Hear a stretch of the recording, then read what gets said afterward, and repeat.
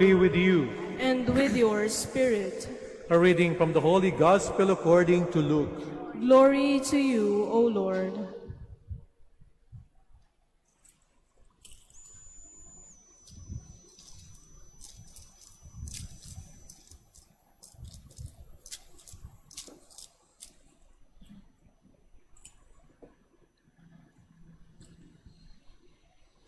Each year, Jesus' parents went to Jerusalem for the feast of Passover.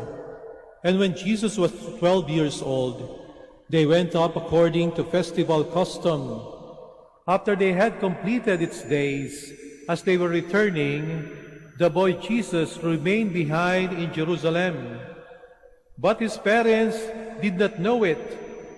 Thinking that Jesus was in the caravan, they journeyed for a day and looked for him among their relatives and acquaintances, but not finding him, they returned to Jerusalem to look for him. After 3 days, they found Jesus in the temple, sitting in the midst of the teachers, listening to them and asking them questions. And all who heard him were astounded at his understanding and his answers. When Jesus' parents saw him, they were astonished, and his mother said to him, "Son, why have you done this to us? Your father and I have been looking for you with great anxiety." And Jesus said to them, "Why were you looking for me? Did you not know that I must be in my Father's house?" But his parents did not understand what he said to them. Jesus went down with them and came to Nazareth and was obedient to them. And his mother kept all these things in her heart. And Jesus advanced in wisdom and age and favor before God and people.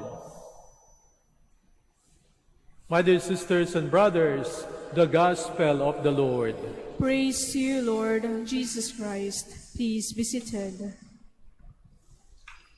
Isa po sa mga kinatatakutan natin sa buhay ay yung mawala ang ating minamahal sa atin. Ang relasyon ng pagmamahal ay maaari po nating maranasan sa pagmamahalan ng magulang at ng anak. Pwede rin nating maranasan ang relasyon ng pagmamahal sa pagmamahalan ng mga mag-asawa o sa pagmamahalan ng mga magkasintahan o maging sa pagmamahalan ng mga magkaibigan. Ang mga nagmamahalan, lagi nagpaplano yan na sila sana ay laging magkasama. Subalit kahit anong pilit nating gawin na mga nagmamahalan, dapat laging magkasama, dumarating po minsan sa karanasan ng tao yung punto na dapat kayong magkahiwalay. Si Maria at si Jose ay naranasan nilang mahiwalay sa ating Panginoong Jesucristo. Ito po ang ating Ebanghelyong binasa sa araw na ito. Marahil inaakala ni Maria na si Jesus ay kasakasama ni Jose. At marahil gano'n din ang inaakala ni Jose na si Jesus ay kasakasama ni Maria nandoon sa karavan. Pero nung kinahapunan na sila'y magkita, wala ang ating Panginoong Yesus. Kaya sila'y bumalik sa Jerusalem upang hanapin ang ating Panginoon at ganun na lamang ang kanilang pag-aalala, ganun na lamang kalaki ang kanilang pagkabalisa with great anxiety. Napakahirap po na mapahiwalay sa mahal natin sa buhay, lalo na po ngayong panahon ng pandemic. Subalit, ang pagkahiwalay sa mahal natin sa buhay ay maaari po magturo sa atin ng ilang leksyon sa buhay. Una po, tinuturo nito sa atin na kapag ka napahiwalay yung mahal natin sa buhay, maaring doon lang natin higit na ma-appreciate yung kanyang halaga sa buhay natin. Pagka lagi po kasi nating kasama, kuminsan hindi na natin napapansin. Pero kapag ka nawawala, saka natin nasasabi sa ating sarili, "Nako, Labis akong nangungulila, labis akong nag-aalala. Bakit ba ganon? Sana nung kasama ko pa siya, ipinadama ko na sa kanya yung kanyang kahalagahan sa buhay ko. Sana nung kasama ko pa siya, sana binigyan ko siya ng maraming panahon. Sana nung kasama ko pa siya, pinadama ko sana sa kanya ang wagas na pagmamahal. Nare-realize lang po natin yon kapag napahiwalay, nawala yung mahal natin sa buhay. Kuminsan, waring merong konting pagsisisi. Bakit hindi natin naibigay yung dapat nating ibigay sa ating mahal sa buhay habang nandiriyan pa siya? Pangalawa, nare-realize din po natin na kapag yung mahal natin sa buhay nawala, kahit anong pilit natin gawin na hindi siya mawalay sa atin, no? Ma-realize natin na hindi pala natin kontrolado ang mga bagay sa buhay nito. Maging mahal natin sa buhay, hindi natin siya pag-aari. Yung mahal natin sa buhay ay pag-aari ng Panginoong Diyos. Ang pagkawala ng mahal natin sa buhay, pwede po nating sabihin na isang misteryo ng buhay nito. Nang isang araw po, meron akong kaibigan, meron kaming grupo sa Couples for Christ. Ang tawagan namin ay BFF, no? Best Friends Forever. Namatay po yung isa at yung kanyang asawa. Labis po ang pagdadalamhati, no? Namatay po sa sakit, no? Merong komplikasyon. Talagang very sweet po sila. Sila ay very close. Ang sabi niya doon sa kanyang post sa Facebook, ang dami nating laban na pinagdaanan na magkasama. Ang daming hamon sa buhay na ating pinagtagumpayan. Lagi tayong magkatuwang sa buhay nito. Ayaw nating magkahiwalay. Pero ito na, dumating na kailangan mong lumisan. At sa kabila ng kanyang kalungkutan, sa kabila ng kanyang mahabang hinagpis, no, ay nasabi niya sa bandang huli, wala na akong magagawa. Ipapaubaya na kita sa Panginoong Diyos. Nung sabihin niyang ipapaubaya na kita sa Panginoong Diyos, waring doon lamang po nagkaroon ng kahulugan, ang kamatayan, ang pagkakahiwalay nilang mag-asawa. Bahala na sa iyong Panginoong Diyos. Marami tayong plano sa isa't isa. Marami tayong pangarap na gusto nating gawin.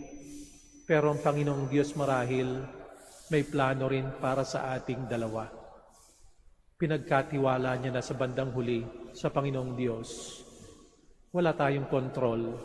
Ang Panginoong Diyos ang may kontrol sa ating buhay. Pangatlo, makikita po natin na si Maria at si Jose, labis ang pagkabalisa nang mawala ang ating Panginoong Jesucristo. Hinanap nila ang ating Panginoong Jesucristo 3 araw bago lang natagpuan. Makikita po natin na sa buhay ni Maria at ni Jose, ang sentro ay ang ating Panginoong Jesus. Kaya marahil tinatawag silang Holy Family sapagkat sa gitna nila, sa gitna ng kanilang buhay, ay ang ating Panginoong Jesucristo. Ang atensyon ni San Jose, ang pag-aalala ni Maria, ang kanilang pagkalinga ay nakatuon lagi sa ating Panginoong Jesus. Maaari pong sabihin sana natin sa ating sarili kung gaano kabalisa si Maria at si Jose nung mawala si Jesus sa kanilang buhay. Sana ganun din tayo. Tayo po ba'y nag-aalala pa kung nawawala si Jesus sa buhay natin?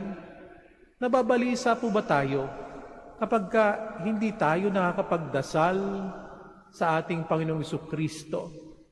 Nababalisa po ba tayo kapag waring malayo na tayo sa ating Panginoong Jesus?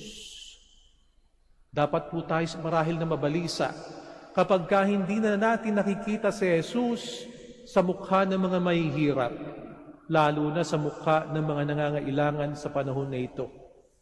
Dapat po siguro tayo mag-alala, katulad ni Maria at ni Jose, kapag hindi na natin hinahanap ang ating Panginoong Hesukristo. Sa bandang huli, natagpuan naman ni Maria at ni Jose ang ating Panginoong Hesukristo. Hindi naman po nagtapos sa kabiguan, nagtapos naman po sa tagumpay. Maaring sa panahon ngayon, ang ating mga kapatid, mga kababayan, ay nakakaranas ng matinding pangungulila. Marahil marami sa atin ang nagdurusa dahil sa pagkakahiwalay natin sa ating mahal sa buhay. Pero ating pong alalahanin na sa karanasan na ito, tayong mga Kristiyano, tayong mga sumasampalataya sa ating Panginoong Hesukristo, kung mawalay man ang mahal natin sa buhay dahil kailangan, kung mawalay man sapagkat nagkasakit, kung nawala man dahil sa kamatayan, alalahanin po natin sa mga nagmamahalan, laging may tagumpay. Ang pag-ibig, hindi kayang talunin maging ng kamatayan. Si Jesus ay nagtagumpay sa kamatayan, sila'y muling nabuhay. Tayo pong nagmamahalan kasamang Panginoong Diyos, hindi po kabiguan ang huling salita, kundi tagumpay sa ating Panginoong Yesus.